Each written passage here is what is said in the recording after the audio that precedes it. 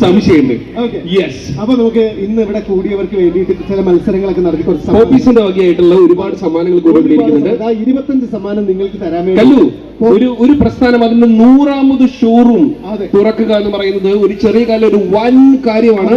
ആ വൻ കാര്യം സംഭവിക്കാൻ പോകുന്ന ഒരുപാട് വൻ കാര്യങ്ങൾ സംഭവിച്ചിട്ടുള്ള കൊടുവള്ളി തന്നെയാണ്. അതെ, അത് മാത്രമല്ല ലോകം മുഴുവൻ പടർന്ന് പന്തലിച്ചിരിക്കുന്നു.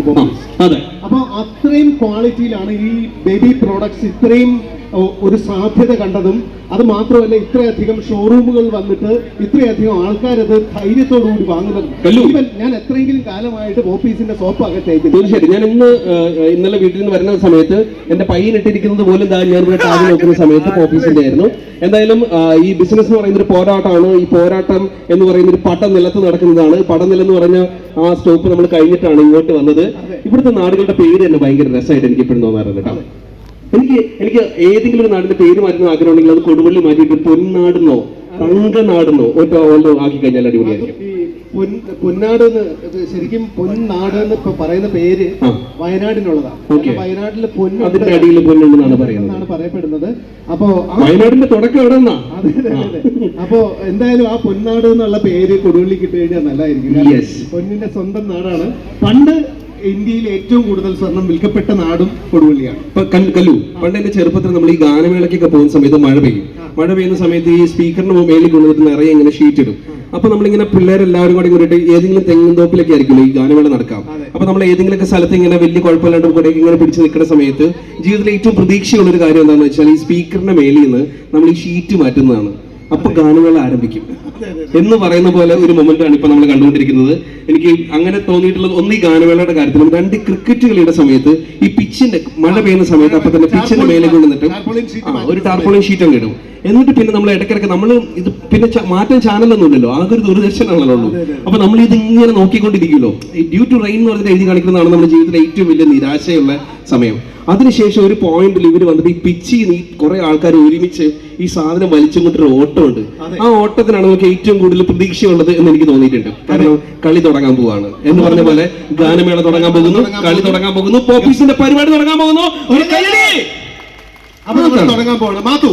പോപ്പീസ് നീളാണ്ട് വാഴാനായിട്ട് പോപ്പീസ് വെച്ചിട്ട് ഒരു മത്സരം. നമ്മൾ ഒരുപാട് മത്സരങ്ങൾ ഒരുപാട് സ്ഥലത്ത് സംഘടിപ്പിച്ചിട്ടുണ്ട്. പക്ഷെ ഇത്രയും കയ്യടിയും ഇത്രയും എൻഗേജ്മെന്റും കിട്ടിയേക്കുന്ന ഒരു മത്സരം ഇല്ല എന്ന് തന്നെ പറയാം. നമ്മൾ ഈ പരിപാടി നടത്താണ്ട് ഇന്നേ ഒരു പരിപാടി നടത്തിയിട്ടില്ല എന്നുള്ളതാണ്.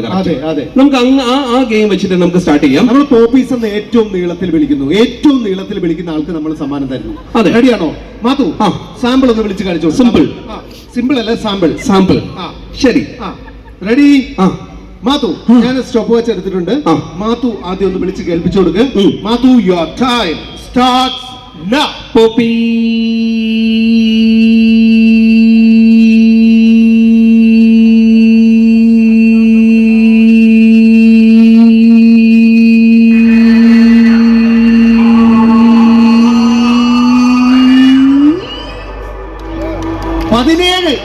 ഞാൻ വിചാരിച്ചത് 16 ഞാൻ കുറച്ചുകൂടെ അങ്ങോട്ട് പോയിരുന്നെങ്കിൽ അടുത്ത ആഴ്ച മാത്തുവിന്റെ 17 സെക്കൻഡ് മാത്തു വിളിച്ചിട്ടുണ്ട്. ഒരു കാര്യം എന്താന്ന് വെച്ചാൽ ഇത് വിട്ടേക്ക്. അല്ല മാത്തുവിനെ വിടണ്ട. ഈ 17 സെക്കൻഡ് 17 സെക്കൻഡ് പാട്ട് നിർത്തൂലേ? 17 സെക്കൻഡിന് മുകളില് ആര് വിളിച്ചാലും അവർക്ക് സമ്മാനം. അടിപൊളി. ആര് വിളിക്കും? ആരുണ്ട് തോൽപ്പിക്കാൻ? ആരുണ്ട് മാത്തുവിനെ തോൽപ്പിക്കാൻ? പടനിലത്തിന്റെ ഇപ്പുറത്തുനിന്നും എന്നോട് യുദ്ധം ചെയ്യാൻ ആരുണ്ട് ഈ മണ്ണിൽ? കുഞ്ഞുങ്ങളുടെ ശ്വാസകോശ സ്പോഞ്ച് പോലെയാണ്. അതുകൊണ്ട് മുതിർന്നവർക്ക് വേണ്ടിയിട്ടാണ് ഈ മത്സരം. അമ്മമാർക്കോ അച്ഛന്മാർക്കോ ആർക്ക് വേണമെങ്കിലും പങ്കെടുക്കാം. 18 വയസ്സിനും 16 വയസ്സിന് മുകളിലുള്ള എന്നാലും കുഴപ്പമില്ല. ശരി, ആരുണ്ട് ഈ മത്സരത്തിൽ പങ്കെടുക്കാൻ? സർട്ടിഫിക്കറ്റ് ഒന്നും കൊണ്ട് കാണിക്കണ്ട. പക്ഷെ എന്നാലും ഒരു ആൺകുട്ടി ഒരു പെൺകുട്ടി, ഒരു ആൺകുട്ടി ഒരു പെൺകുട്ടി, ഒരു സ്ത്രീ ഒരു പുരുഷൻ. ആദ്യം സ്ത്രീ, ആദ്യം പിന്നെ പുരുഷൻ. ലേഡീസ് ഫസ്റ്റ് എന്നാണ്. ശരി, ആരാണ് ഏറ്റവും ആദ്യം വരുന്നത്? ആരാണ് ആദ്യം വരുന്നത്? ആരുണ്ട് ആദ്യം? പറയൂ, ആരുണ്ട് ആദ്യം? ഒരു മൈക്ക് കൊടുത്തരാനുണ്ടോ? നമുക്കൊരു മൈക്ക് കൂടി കിട്ടിക്കഴിഞ്ഞാൽ ഇവിടെ പോരാട്ടം തീ പാറുന്ന പോരാട്ടമായിരിക്കും. ആകാശത്ത് നിന്നും കാർമേഘങ്ങൾ ഒഴിഞ്ഞു നിൽക്കുന്നു. ഈ ഒഴിഞ്ഞു നിൽക്കുന്ന കാർമേഘത്തിന്റെ ചുവട്ടിലേക്ക് ഇടറാത്ത ചുവടുകളുമായിട്ട് വന്നു ചേർന്നിരിക്കുന്നു പെൺകുട്ടിയുടെ പേര്. എത്ര വയസ്സുണ്ട്? 21 വയസ്സായ ആളാണോ? ഈ സർട്ടിഫിക്കറ്റ് കൊണ്ടുവന്നിട്ട് ക്ലാസ്സിൽ കയറിയാൽ മതി. എനിക്കിത് സംശയമുണ്ട്, എനിക്കിത് നല്ല സംശയമുണ്ട്. 21 വയസ്സായെന്ന് ഒരാളും പറയൂല.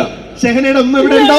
ഒരു സെക്കൻഡ്, സത്യമായിട്ട് 21 ആ ഗിബിയ, നീയാണ് ഇവിടുത്തെ ഒരു വിധി കർത്താവ് എന്ന് നീ വിചാരിക്കും. ആ. അങ്ങനെയാണെങ്കിൽ എന്താ പേര് പറഞ്ഞേ? ഷഹനയ്ക്ക് എത്ര മാർക്കിടും? എത്ര വയസ്സിടും? 17. 16. ടീനേജ്.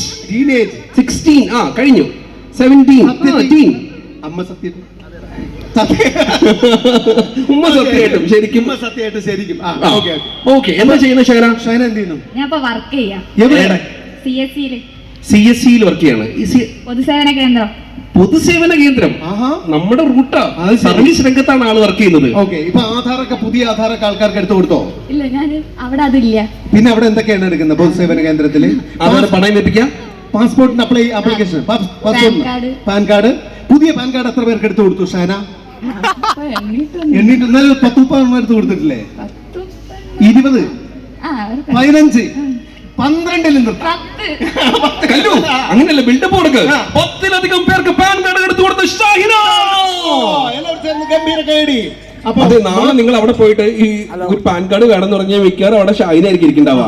അപ്പൊ ഇപ്പൊ കൈ അടിച്ചു കഴിഞ്ഞാൽ ആ മുഖമൊക്കെ ഓർത്ത് വെക്കും. അതെ. ആ, അതുകൊണ്ട് ഞാൻ വീണ്ടും പറയാണ്, ഷാഹിന. കല്ലു, ഒരു ഗുണം കിട്ടുമെന്ന് പറഞ്ഞു കഴിഞ്ഞാൽ എല്ലാവരും കൈ അടിക്കണുണ്ടോ? ഷഹന. ഷഹന. ഇപ്പൊ ശരിയല്ലേ? ഇപ്പൊ എല്ലാം കോംപ്ലിമെന്റ് ആയില്ലേ?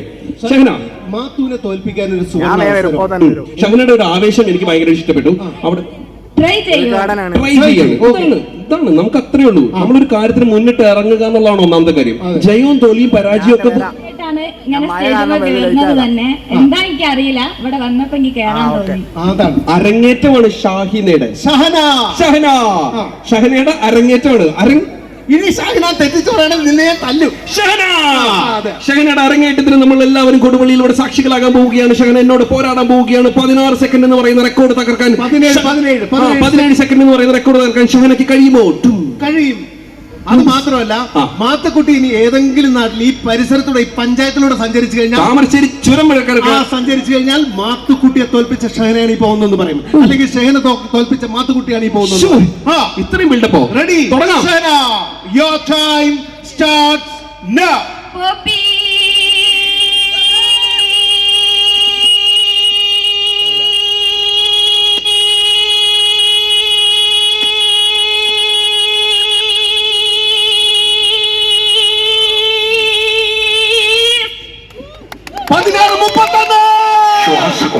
നോക്കി പുകയടിച്ചാൽ എന്റെ രോമം കരിച്ചളഞ്ഞു. രോമം കരിച്ചളഞ്ഞു. ഇടത്ത കൈകൾ 4 രോമം. നിങ്ങള് മുത്താണ്, മുത്ത്.